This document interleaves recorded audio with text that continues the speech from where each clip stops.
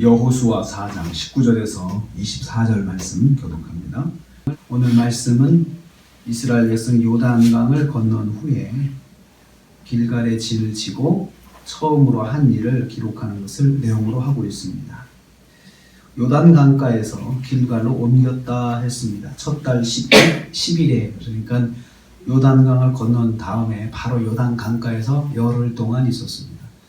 9일 동안 있다가 10일째 될 때 이제 이동을 한 거죠. 이동을 해서 간 곳이 바로 길갈입니다. 길갈은 여리고 동쪽 경계 지역이니까 여리고가 보이는 곳이죠. 여리고가 바짝 이제 보이는 곳까지 이제 이동을 해서 진을 치게 된 것입니다.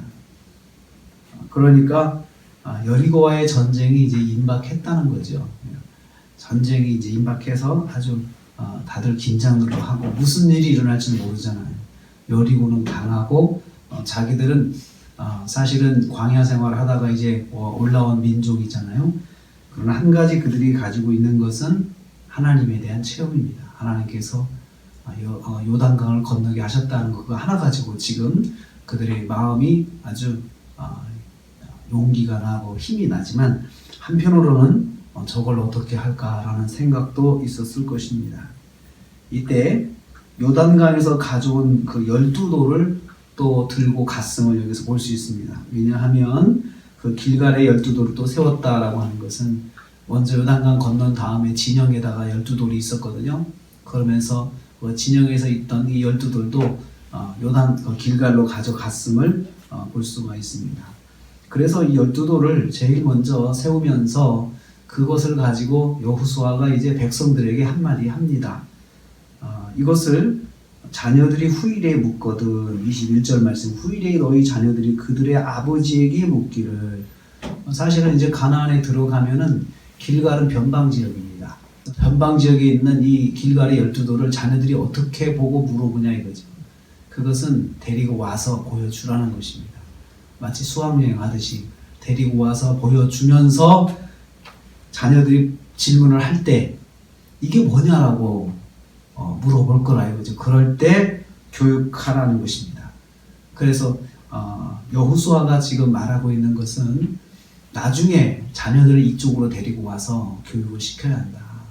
이 12돌에 대해서 교육을 시켜야 한다. 이것을 여호수아가 강조하고 있습니다. 교육을 할 때는 아이들을 데리고 와서 그곳에서 아이들이 보고 스스로 묻도록 하라. 이것이 교육의 방법이었습니다. 교육은 능동적이면서도 계획적이어야 된다. 그러면서도 강제성이 있어야 된다는 거죠. 그곳까지 데리고 와야 된다는. 아이들이 스스로 올 수는 없잖아요. 그래서 성지순례를 가보면 마사다라고 하는 지역이 있는데 이 마사다가 이스라엘이 최고의 항전한 곳인데 가서 보니까 해외에 사는 이스라엘 백성들이 아이가 성년이 되면은 꼭 마사다를 데리고 오더라고요. 그 미국에 사는 아이들도 마사다를 데리고 와서 성년식을 거기서 하는 걸 봤어요.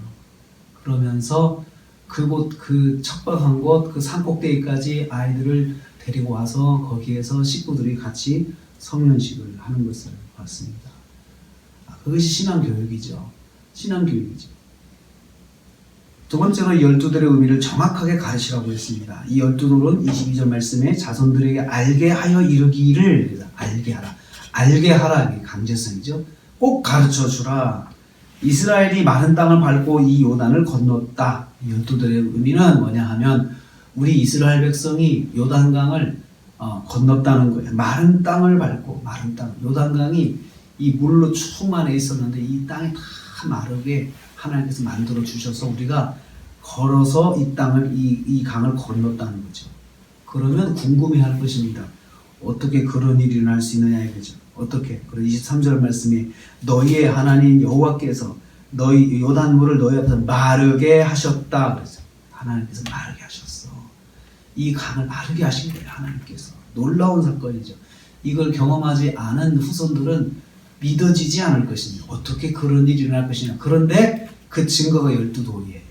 12돌은 어떤 돌이냐. 요단강 가운데서 건져온 돌이야. 그리고 이 똑같은 돌이 너희들이 나중에 한번 들어가 봐. 물속에 잠수해서 들어가 봐. 똑같은 12돌이 또 그 안에 있어 라고 가르치는 것이죠.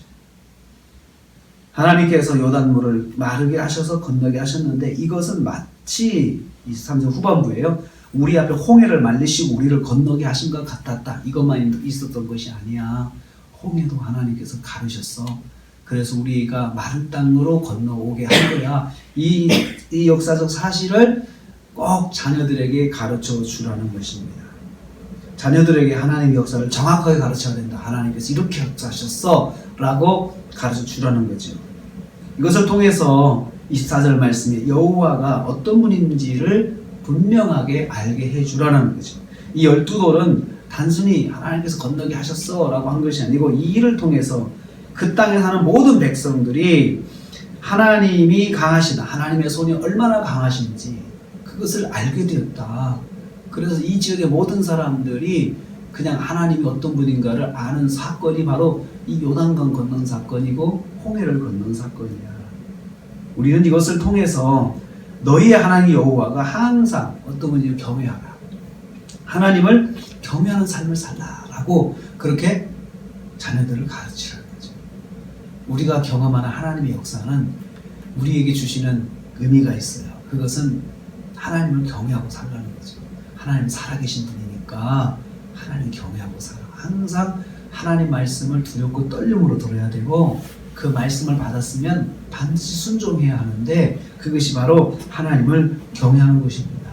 우리가 살면서 하나님의 역사를 경험을 합니다. 우리가 기도가 응답이 되고 또 우리가 하나님 앞에 구한 것들이 하나님께서 또 도우셔서 인도해 주신 것들을 또 우리가 간증할 수 있어요. 그런데 이것은 간증으로 끝나는 것이 아니고 그걸 통해서 하나님을 경외하는 걸 쌓아야 돼요. 하나님 경외하며 살아야지. 하나님을 두려움에 살아야지. 하나님 살아계시지. 이것을 늘 마음에 새기고 살라는 것입니다. 하나님의 역사는 세상에 하나님이 어떤 분인가를 선포하는 것이고 또 내 자신에게는 하나님 말씀을 순종하는 출발점입니다. 경외심의 출발점입니다. 이것을 이스라엘 백성이 그 여리고성 앞에 서가지고 제일 먼저 알게 하라고 강조를 하였습니다. 전쟁의 긴장감이 있는 곳에서 제일 먼저 할 일이 어떻게 전쟁을 치를 것이냐가 아니고 하나님이 살아계신다. 이 12도를 보면서 우리는 기억해야 되고 우리 자손 만대에 이것을 기억해야 한다. 이것을 가르쳤습니다. 무엇보다도 우리에게 중요한 것은 하루를 살면서 오늘 하루 어떻게 살까? 이것도 중요하지만 오늘 하루도 하나님은 살아계시고 나에게 역사하셔. 나에게 하나님은 항상 내가 경외하며 섬겨야 될 분이야 하고 다시 한번 마음가짐을 잡고 하루를 시작하셔서 오늘 하루도 하나님의 역사가 또 저와 여러분 가운데 함께 하시는 하루가 되시기를 주님의 이름으로 축복합니다.